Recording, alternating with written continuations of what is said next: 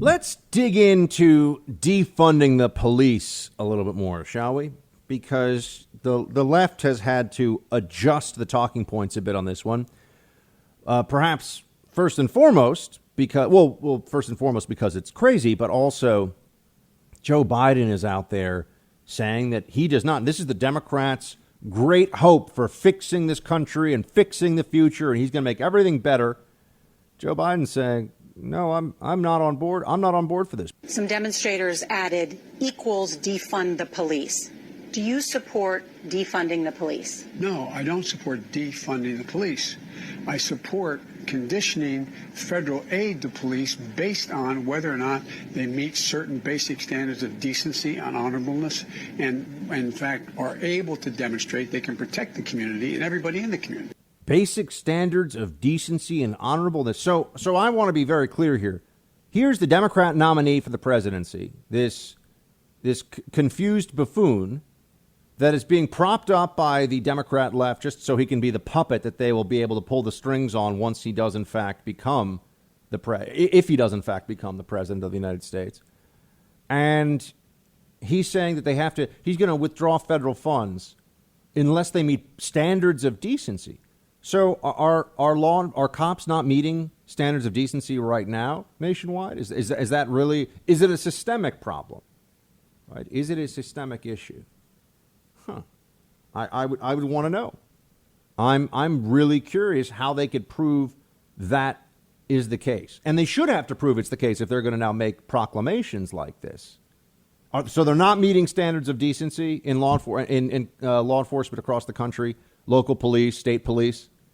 That's quite an allegation. That's quite a charge. This is all just giving a slightly less aggressive version of what we're hearing from the left. But Biden knows that he's going to have to look some normal people in the eye who see the world as it is, of all races, creeds, and colors. He's going to look black, white, Asian Americans, Latino Americans to try to vote for him this fall. And he's going to look all those people in the eye, including a whole lot of people from all those different backgrounds who just want safety on the streets, who like their cops, who know they do a good job. And he's going to have to tell them, I'll be fair. I'll be fair to the police. Remember, we had Barack Obama as president for 8 years.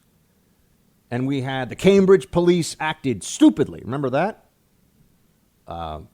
Really? And then there was the beer summit because Barack Obama, he opened his mouth on that issue without really understanding the full facts of the situation. Right? I mean, the cops who showed up there, they weren't the bad guys. Someone called the cops and said they think that someone's trying to break into a house. They show up, they say, hey, what's going on? And the guy becomes indignant, and he's a Harvard professor. Okay, well, it's not the cops' fault. Right? I mean, anyway. But Barack Obama clearly, in order to placate the left-wing base, was always taking an initial position of the cops are a problem. Our cops are a problem in this country. Systemic racism through law enforcement is a problem. Therefore, cops are the instruments of that systemic racism. And notice it didn't. Did it get markedly better after having Obama as the commander-in-chief for 8 years and having Attorney General Eric Holder on the Justice Department and then Loretta Lynch? Did law enforcement really improve? No, there were riots in Ferguson and in Baltimore and other places across the country. There were these cases that would come up that the whole nation would have to focus on one incident with one cop in one place in one time killing somebody.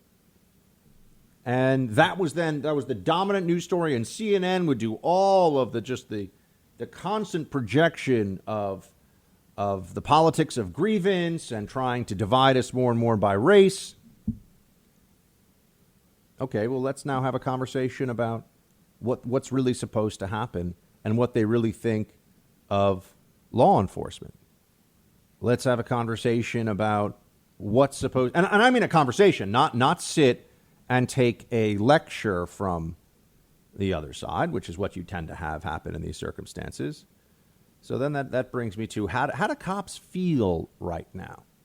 If you're a law enforcement officer and you see what's going on across the country, you see how all these cowardly journalists, one after another, just fall in line with the dominant narrative, which is that of the 700,000 or 800,000 sworn law enforcement officers across the country, cops of one kind or another, that of that number, there are so many who are racists. Even if they don't know they're racist, there are so many that we have to do a dramatic overhaul of the criminal justice system and of policing. That's calling out our cops who are doing a tough job and doing it very well day in and day out. But some officers have decided they've had enough of this. They think that it's gone too far. The New York Police Department's union president has decided to speak out about this. And this went a bit viral yesterday. People really felt like he's speaking for a lot of cops. Again, New York has a very diverse police department. I mean, there's a lot of ethnic diversity among New York cops. So you'd think the left would hold up the NYPD as, okay, they're doing a lot of these diversity and inclusion things that the left is always saying we need to have, and that they reflect the communities that they're policing and all this other stuff. And here's how some of the cops, I haven't talked to a cop who doesn't feel this way in New York, but here's at least how one cop, speaking for many of them, feels right now. Mark, play clip 4. Everybody's trying to shame us into being embarrassed about our profession. Well, you know what? This isn't stained by someone in Minneapolis. It's still got a shine on it. And so do theirs. So do theirs. Stop treating us like animals and thugs and start treating us with some respect. We don't condone Minneapolis. We roundly reject what he did as disgusting. It's disgusting. It's not what we do. It's not what police officers do. Our legislators abandoned us. The press is vilifying us. Well, you know what, guys? I'm proud to be a cop. And I'm going to continue to be proud to be a cop until the day I retire. Hey, Team Buck, thank you so much for watching The First on YouTube. If you like this video, please click that little thumbs up button so then it will log as liked. And also, if you want to see more great content from The First, please click subscribe.